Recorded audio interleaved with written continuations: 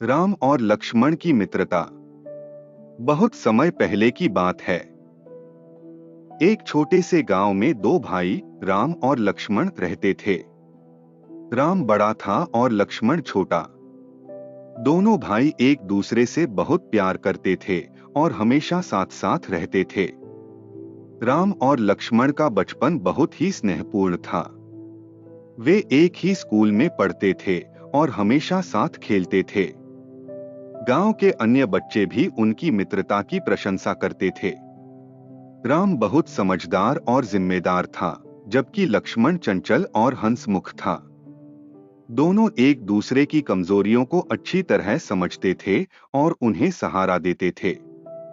एक दिन गांव में एक बड़ी समस्या आ गई। गांव के पास के जंगल में एक भयंकर शेर आ गया था, जो गांव के पशुओं को मार रहा था। गांव वाले बहुत परेशान थे और डर के मारे बाहर नहीं निकल पा रहे थे। गांव के मुखिया ने सभी से इस समस्या का हल निकालने के लिए विचार विमर्श किया। राम ने साहस दिखाया और कहा, हम सभी मिलकर इस समस्या का सामना करेंगे।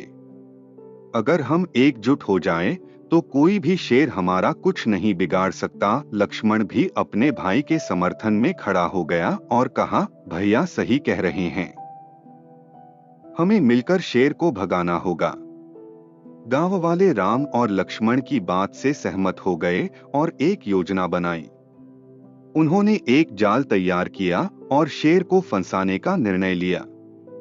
राम और लक्ष्मण ने जंगल में जाकर शेर को खोजा और उसे जाल की ओर ले जाने लगे।